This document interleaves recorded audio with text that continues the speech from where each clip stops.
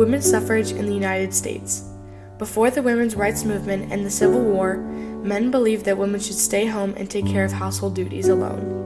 They believed a woman's job was to be a mother. By the late 19th century, it became too expensive for most families to do this.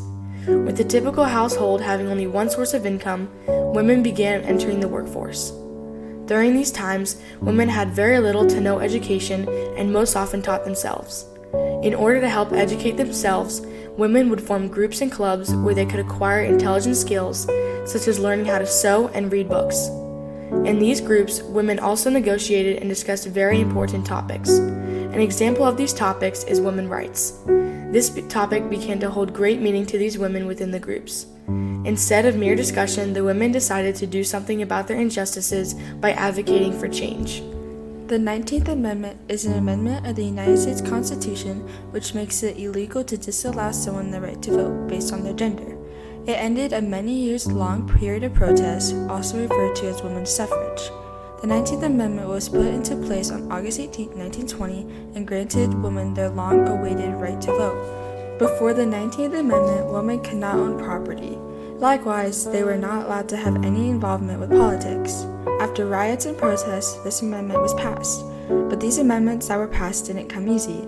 It took lots of protests and the strength of many women, mainly the women known as the Iron-Jawed Angels. These women included Alice Paul, Lucy Burns, Doris Stevens, Ida B. Wells Barnett, Rose Winklowska, Carrie Chapman Catt, and Inez Milholland. Who was involved in women's suffrage? Susan B. Anthony is one of the best-known advocates of all time for the women's right to vote. She joined the women's rights movement shortly after the movement started and is known for being a speaker and strategist. She was also president of the National Women's Suffrage Association in the United States. Her work paved the path for the Constitution's 19th Amendment, which granted women the right to vote. Doris Stevens was one of the many women locked up for their protesting. Although she played a minimal part during this movement, Doris was committed to advancing women's rights. In Ohio and Michigan, Doris held positions as a social worker and teacher. She then made her way to the National Women's Party after beginning her career as a regional organizer for the National American Women's Suffrage Association. In 1917, Doris was detained for picketing outside the White House but was freed 3 days later. Doris published a book in 1920 titled Jailed for Freedom. Influenced by her works, she inspired plenty of women to join the NWP and encouraged women to start voting. Elizabeth Cady Stanton worked very closely with Susan and was a writer and theorist for the women's rights movement. She was married and a mother of 5 sons and 2 daughters. She was also a part of the Seneca Falls Convention and the primary writer of the convention's Declaration of Sentiments back in 1848. Elizabeth was a part of a team that wrote the Woman's Bible, which caused a great amount of hate and critique. Rosalina Winslow protested along with countless other women fighting for their rights. Rosalina was a Polish immigrant who first worked with the Consumers League, Women's Trade Union League, and Women's Political Union before becoming a public speaker for the National Women's Party in an effort to achieve her objective of ensuring that women received equal treatment at work. Rose was jailed for picketing the White House along with many other suffragists. She was detained in the Occoquan workhouse alongside other NWP members, where she took part in a hunger strike and was subsequently force-fed by the prison's administration. She was a frequent speaker at conventions and an excellent role model for other ladies. Emmeline Pankhurst and her 2 daughters, Christabel and Sylvia, were leaders of the radical wing of the British suffrage movement. They are often used to portray the British history of women's suffrage. Pankhurst's protest group used revolutionary and radical tactics, such as smashing windows and hunger strikes in prison in order to be heard. The Pankhurst women thought that mere words were useless. They believed that the only way to be heard is through one's acts. Alice Paul joined the women's rights movement during the 20th century after she grew up attending women's rights suffrage meetings with her mother. She was one of the most important women's rights activists of the 20th century and suggested the Equal Rights Amendment to the U.S. Constitution. Alice organized rallies and protests for equality in the United States tirelessly. For these protests, she became imprisoned 3 times and suffered dreadful amounts of torture. Alice first began her protest in London, England, while she was attending school there. She met militant British suffragist Emmeline Pankhurst and her children Christabel and Sylvia while finishing her studies in England. Pankhurst gave Alice her motivation to devote her life towards women's rights. Alice eventually moved back to the United States and joined the National American Women's Suffrage Association, NAWSA, immediately rising to the position of the chairman of the Congressional Committee. Alice's bold actions eventually came into conflict with the NAWSA. As a result, Paul and another activist named Lucy Burns made the decision to leave the NAWSA and create the National Woman's Party, NWP, in 1916. The NWP and Alice Paul began protests by picketing the White House in 1917, the first time anyone had ever staged a rally there. Carrie Chapman Catt was the next president of the National Women's Suffrage Association, but left due to her having to care for her dying husband. In 1915, she was elected again for president of the NWSA. Carrie helped found the Women's Peace Party, the International Suffrage Association, and helped campaign for the 19th Amendment.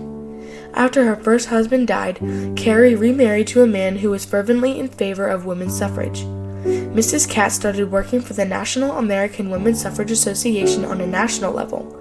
She did a variety of responsibilities for the organization, including giving speeches and writing for them. She became well known and was a pioneering suffragist.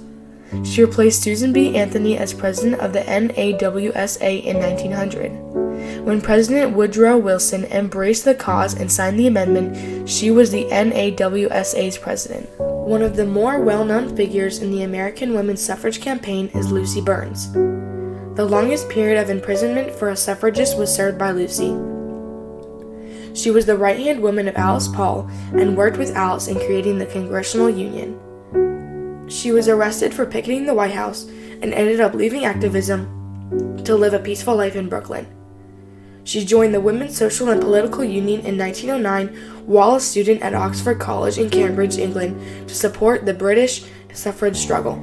After both Lucy and Alice were detained while participating in a protest at Parliament, they met in a London police station and quickly grew close. They collaborated while serving as Emmeline Pankhurst aides. In 1912, Lucy made her way back to the United States and joined Paul on the Congressional Committee for the National American Women's Suffrage Association. The National Women's Party co-president was Lucy Burns. She was one of the women who would picket outside the White House in an effort to get President Wilson's notice. Burns refused to give the police the women's suffrage flag, so she was detained for impeding traffic. Lucy defied the rules in prison by refusing to wear the inmate uniform while she was incarcerated. This led to Lucy being divested of all of her outerwear, so she had to drape a shawl over herself. Lucy was severely assaulted while incarcerated for picking at the president's gate. Some nights she spent her hands handcuffed over her head. Lucy continued to use radical positions to make her voice heard during her 6 and more stays in prison. Women began picketing in front of the White House in January 1917 to demand women's rights. The first day of the daily picketing was January 10th. More than 1,000 women from all over the nation demonstrated defiance and lined up in front of the White House during that year. They would stand silently, holding up signs and posters. Because they remained silent, these women adopted the nickname Silent Sentinels. 97 women, including Alice Paul and Lucy Burns, were put in jail because of President Woodrow Wilson. At the White House, women endured harassment, were physically assaulted, and were frequently detained on suspicion of obstructing traffic. The Occoquan Workhouse, jail, in Virginia and the district prison in Washington, D.C.